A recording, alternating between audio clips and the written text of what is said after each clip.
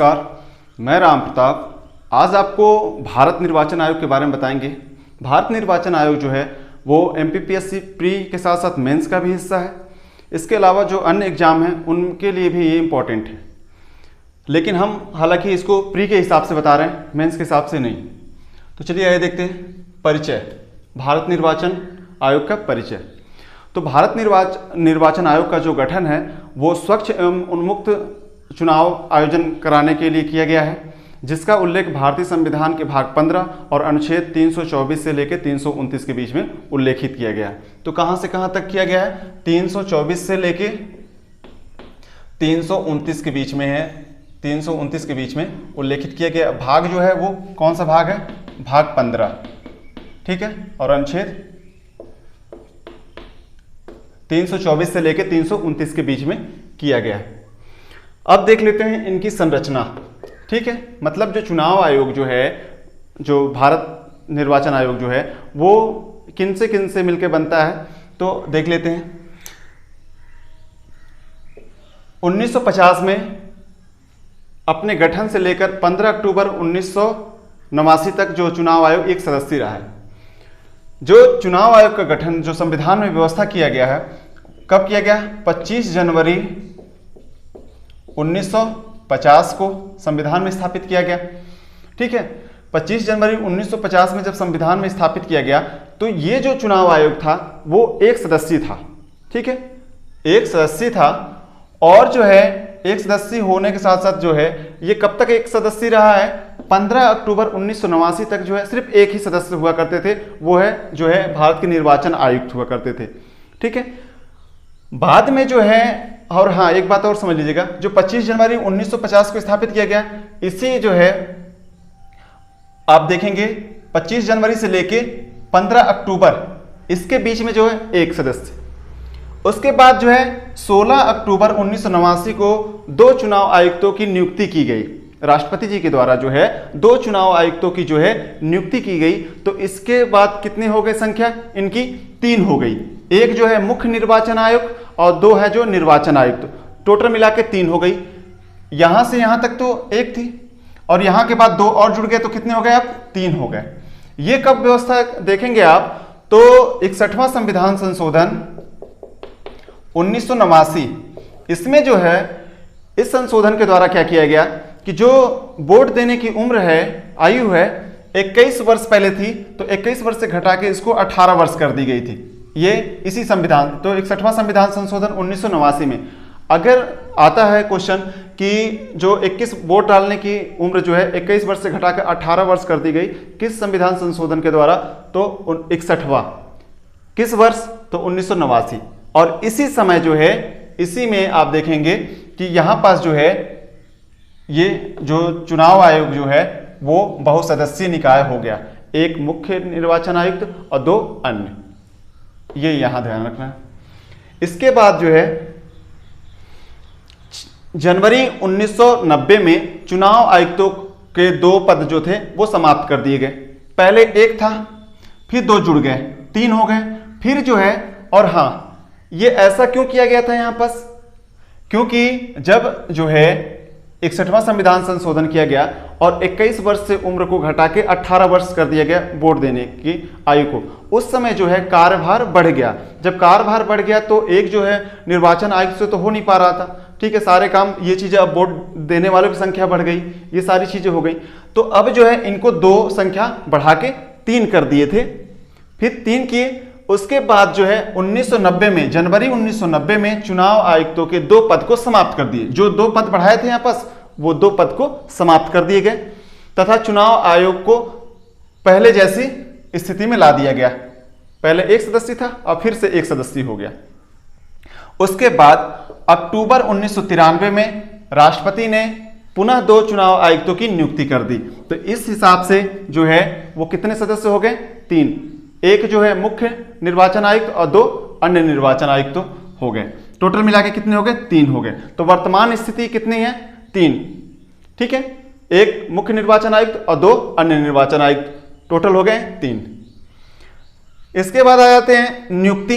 तो इनकी नियुक्ति कौन करता है? तो राष्ट्रपति के द्वारा। पदावधि जो है या फिर कह सकते हैं कार्यकाल। कार्यकाल तो कार्यकाल जो है 6 वर्ष या 65 वर्ष, जो पहले पूरा हो जाए। जैसे अगर कोई मान लीजिए 50 वर्ष की आयु में यहां पर नियुक्त होता है तो ये कितने वर्ष काम करेगा? 6 वर्ष।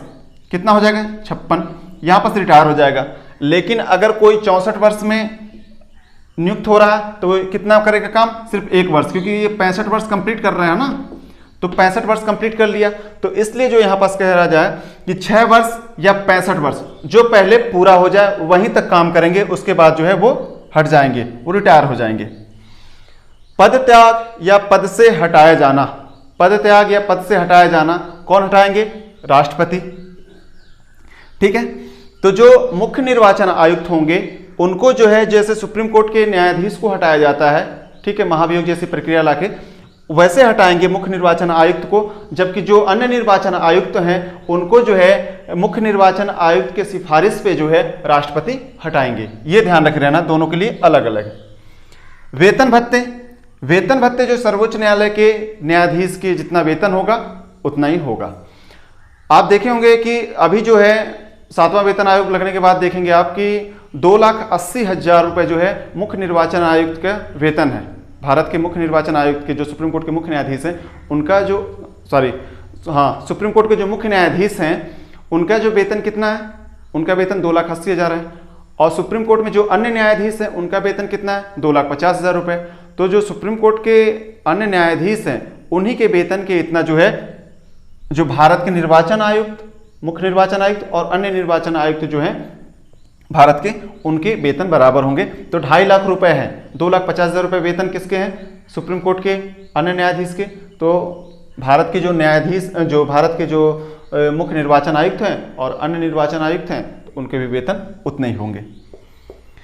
सेवा शर्तें। सेवा शर्तें कौन निर्धारित करेगा? राष्ट्रपति। संसद द्वारा जो निर्मित विधि होगी उसके अनुसार ही ये करेंगे। और जो है इनको नियुक्ति होने के बाद जो है इनमें कोई अलाभकारी परिवर्तन नहीं किया जाएगा। मतलब यही है कि उनको मतलब फायदा पहुंचाया जा सकता है। जैसे वेतन कम है, मतलब 2.5 लाख है तो उसको बढ़ा सकते हैं, या फिर और भी कोई सुविधाएं, अन्य सुविधाएं बढ़ा सकते हैं, लेकिन उसको कम नहीं किया जा सकता। ये ध्यान रखे रहना है। मतलब नियुक्ति के बाद इनमें कोई अलाभकारी परिवर्तन नहीं होगा। ऐसा इसलिए किया गया है ताकि वो तटस्थ होकर निष्पक्ष रूप से वो काम कर सकें।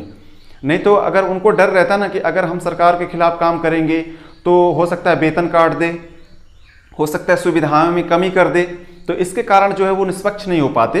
वो जैसे सरकार चाहती वैसा करते। लेकिन जो है ये निष्पक्ष है। निष्पक्ष है क्यों? क्योंकि इनको जो है नियुक्ति के बाद जो है हटाने की प्रक्रिया जो जटिल है, क्योंकि महाभियोग जैसी प्रक्रिया लग रही, तो मजाक तो नहीं है कि आराम से हट जाएंगे ये, ठीक है, वो चीज़ें हैं। फिर उनके बाद नियुक्ति के बाद अलाभकारी परिवर्तन है, ठीक है, उसमें अलाभकारी परिवर्तन नहीं किया जा सकता, ठीक है। तो इसके लिए जो है इससे कारण जो है वो निष्पक्ष हो जाते हैं, ठीक है। उसके बाद जो है आपको देखेंगे, यहाँ देखेंगे चुनाव आचार संहिता जो प्रारंभ हुई है वो 1960 से। दूरस्थ मतदान का प्रारंभ जो है, जो एनआरआई हैं, जो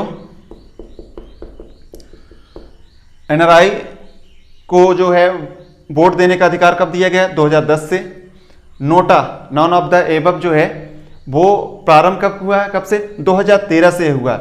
PUCL वाद में ये चीज़ें सुप्रीम कोर्ट के जो फैसले के बाद ये आया है, ठीक है ना। तो आपको पता है कि जो सुप्रीम कोर्ट जो है जो फैसले सुनाती है वो कानून का रूप धारण कर लेता है। तो उसने ही सुनाया था इस वाद में, तो उसमें जो है नोटा का जो है अधिकार दिया गया है। नॉन ऑफ द एबव जो ऑप्शन में है, अगर आपको कोई पसंद नहीं है तो नोटा का बटन दबा सकते हैं, वो यहाँ दिया गया है।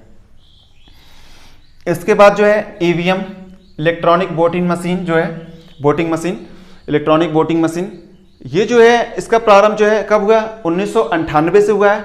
और राजस्थान, मध्य प्रदेश और दिल्ली में पहली बार प्रयोग किया गया था। कुछ जगहों पे चुनाव कराए गए थे इससे। गोवा विधानसभा में पूरे राज्य में ईवीएम का प्रयोग किया गया। मतलब गोवा राज्य पहला ऐसा राज्य है जहां पास ईवीएम का जो है पूरा प्रयोग किया गया था, ठीक है। कब? 1999 के चुनाव में। उसके बाद जो है सभी राज्यों में जो विधानसभा चुनाव हुए या फिर उपचुनाव हुए, तो वो जो चुनाव में 2003 में जो है ये ईवीएम का प्रयोग किया गया है। लोकसभा चुनाव में जो है ईवीएम का प्रयोग कब से किया जा रहा? तो 2004 से। ठीक है, ये ध्यान रखे रहना है, 2004 से। इसके अलावा आ जाते हैं निर्वाचन आयोग के कार्य। तो निर्वाचन आयोग का कार्य जो है वो निर्वाचक नामावली तैयार करवाना।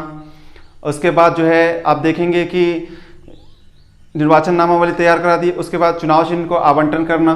ठीक है, उसके अलावा जो है चुनाव चिन्ह के अलावा उनके बाद जो है उनकी योग्यता को जो देखेंगे आपकी, जैसे चुनाव में कौन जो है वो राष्ट्रीय पार्टी होगी, ये भी चीज़ें निर्धारण करते हैं वो।